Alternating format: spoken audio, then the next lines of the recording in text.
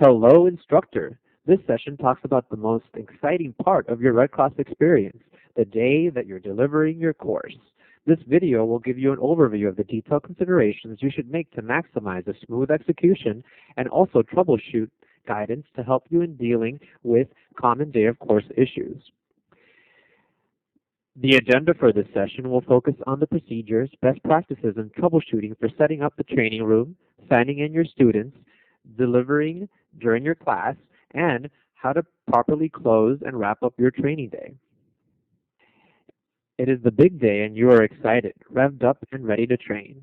But make sure you have a clear understanding of the correct execution and backup steps, as although we are hoping for the best, we have to be prepared for the worst. On the day of the course, you are expected to arrive at least 30 minutes prior to the course start so that you'll have enough time to set up the equipment, lay out materials, arrange the tables and chairs, and greet and sign in participants. If you are feeling ill the day of your course and it's during normal business hours, call your training scheduler immediately. If no answer, work your way down the list and call your training specialist and service delivery manager. If you can't get in touch with any local administrator, please call 1-800-RED-CROSS. If you cannot get into the building, call your training specialist, training scheduler, or service delivery manager. In some areas, there may be a logistics coordinator that can also assist. The ratio for Manikins to participants is generally 1 for every 2. If using the Laridol brand Manikin, try getting enough faces so each student has their own. For the Prestons and Actars, try to get enough lungs so that each student has their own. AEDs should also be packed so that there's 1 for every 2 participants.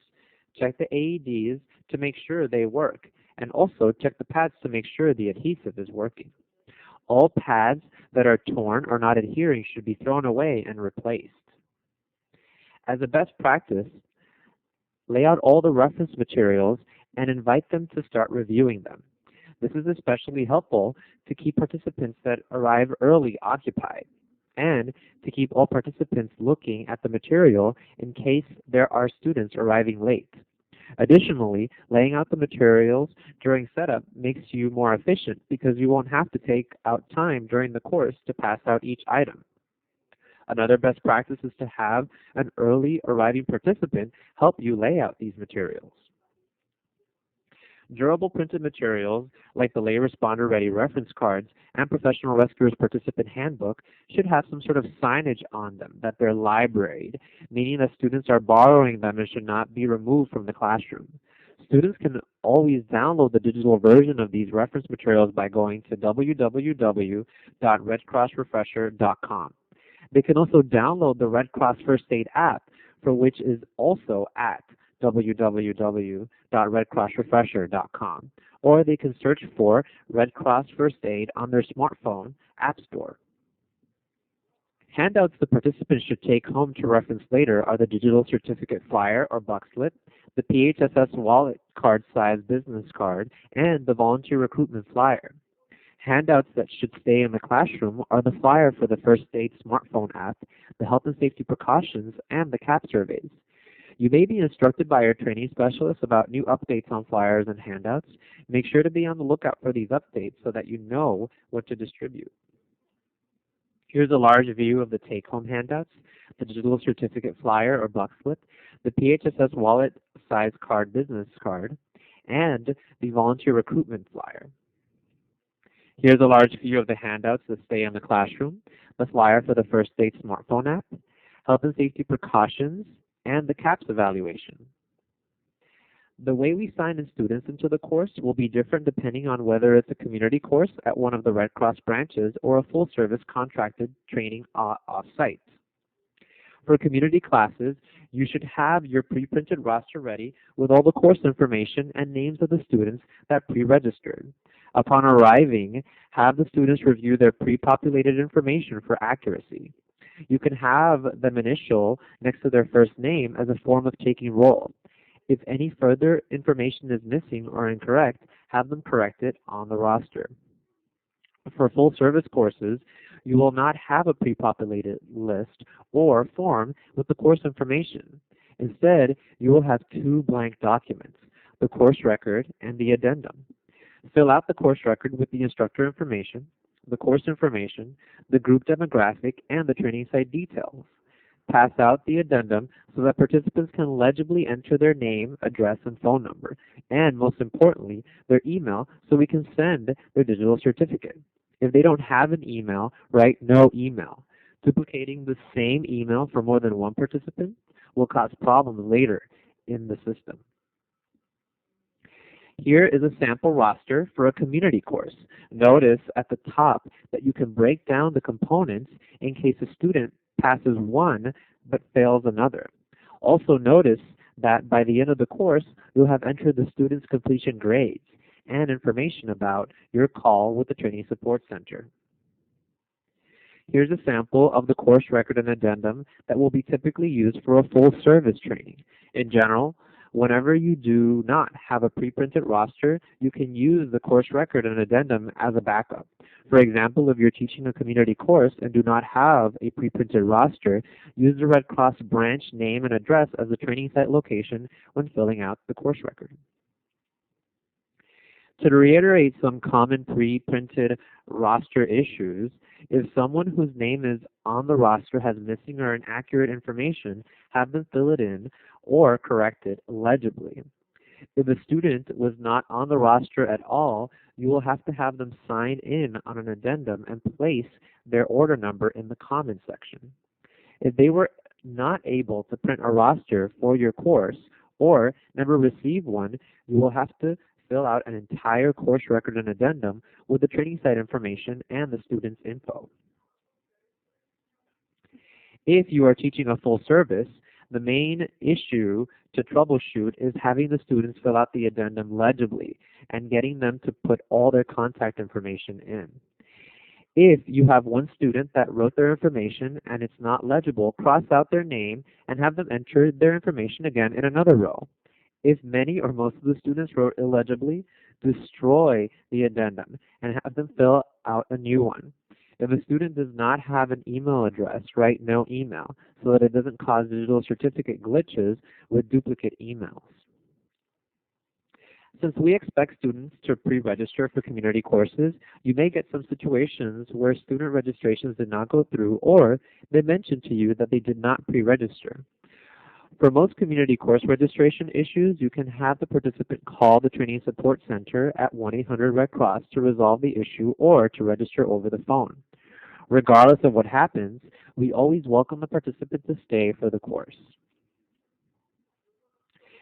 These are typical issues that will arise when students are arriving and signing in to your community course.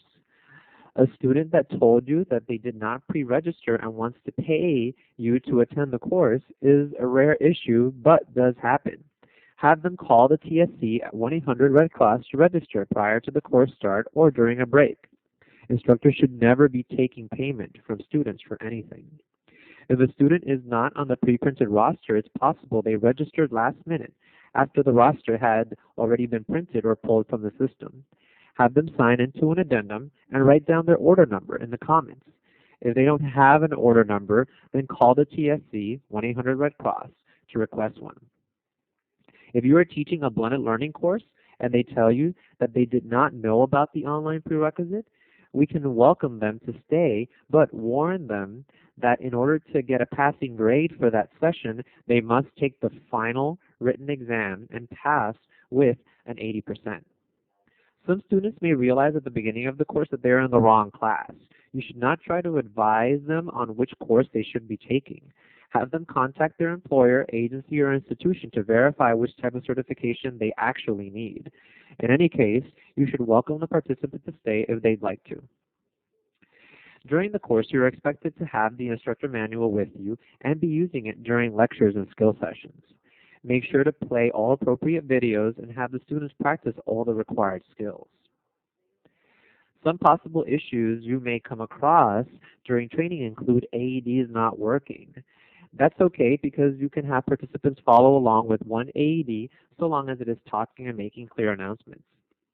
If your TV, laptop, or projector stops working, this is a good time to call a break. Try to find a backup TV or computer. Even if you have to go to a desktop computer in someone's cubicle, that's okay. If there are no alternatives, contact your training specialist or service delivery manager. Make sure to note this on the after action report. And although all of our course materials are latex-free, some students may have allergic reactions to them. If you notice that a student is having a skin reaction, have them go to the bathroom immediately and wash their face and hands. If the student starts to have trouble breathing, call 911. Fill out an incident report and submit this to your training specialist ASAP. Any situation involving a student or instructor's health should be documented.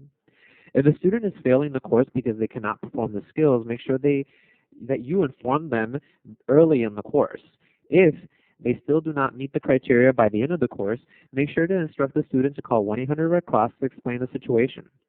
Detail this in the after action report so that it is documented in case an administrator needs to follow up with the student. As for breaks, full-service customers will have certain policies about their groups or employees about specifications and break times and lengths. Adhere to this by reviewing the contract details and confirm when you call the customer 3 business days before. However, for community courses, you'll be in charge of when to give a break.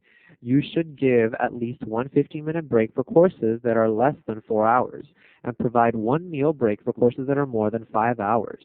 We schedule community classes that will have meal breaks typically from 9 a.m. to 4 p.m. so that you can provide a meal break around noon. There are a couple things you should keep in mind as you are wrapping up your course. Make sure that you are conducting the end of course scenarios when appropriate and doing them the correct way. Have participants help you put away materials and reorganize the classroom. If it's mandatory for students to take the written exam, make sure to distribute and grade the tests. For every course, you need to distribute the CAP surveys for students to evaluate the course. Also, for every course, you need to make sure to fill out an after-action report so that you can document any course and customer issues. If you are teaching a community class, you have 2 hours after the course ends to call the Training Support Center to announce the grades and submit the paper record electronically. For full-service courses, you do not call the Training Support Center. Just make sure that the course record is filled out completely and legibly and submit on the same day of the course. For all courses, you must submit the training records to the service delivery admin electronically, by fax or email. Here is a table showing you the steps and action items for breaking down and preparing to leave the training site. Make sure to collect all the reusable reference materials, clean up the classroom, and close down the building if required, which you may need to if you were teaching a community class after hours. As for post-course documentation, community course rosters should be called into the TSC, 1-800-RED Cross, and you should note the case number of your call. Scan or photograph the record and submit by fax or email to the service delivery admin. If you used a course record and addendum for a community course, you would still have to call the Training Support Center to announce the grades. Course records and addendums for full-service classes are not called in. Because full-service courses require billing and invoicing and post-course data entry of students into the system, you must submit this to the service delivery admin ASAP for the processing to start. You can scan or photograph the records to fax or email them to the service delivery admin. The after-action report is filled out for all courses to document events, details, and concerns. Submit this scanned and attached along with your training records, roster, or course record addendums. CAP surveys will allow students to give their opinion of the course. This should be snail-mailed to us, preferably through USPS, to the processing location that is designated by your training specialist. Many chapter offices have a stamping machine that you can use for this purpose. Have it postmarked within 24 hours of when your course occurred, so that way we can align it with the course you taught.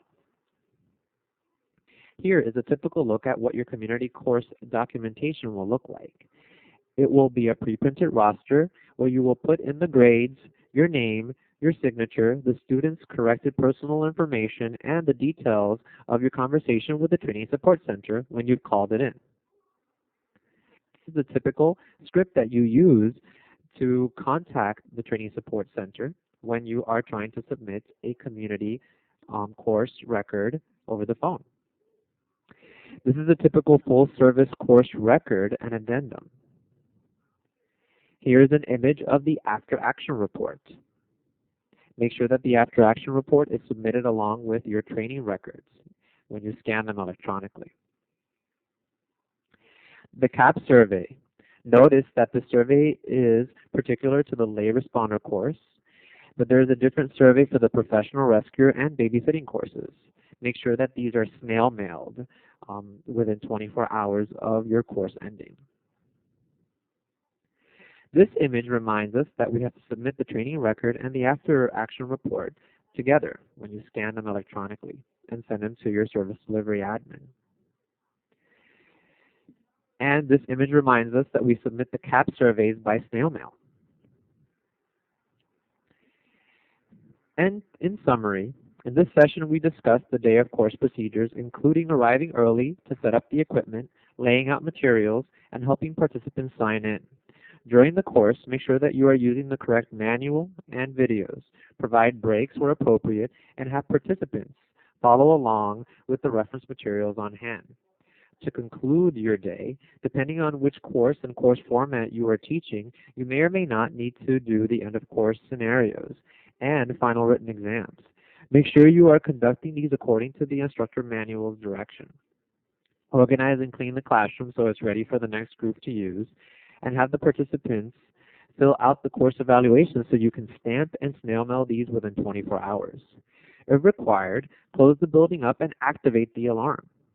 If you were teaching a community course and you must call the TSC at 1-800-RED Cross to report their grades within 2 hours of ending the course.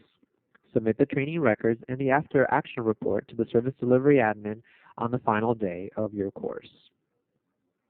The first knowledge check question is, the course you are assigned to teach starts at 9 a.m. At what time should you arrive?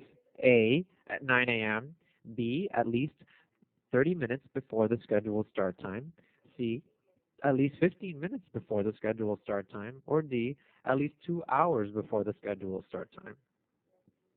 The correct answer is B, at least 30 minutes before the scheduled start time. The next one is, which of the following requires pre-registration? A, community courses, or B, full service courses? The correct answer is A, community courses.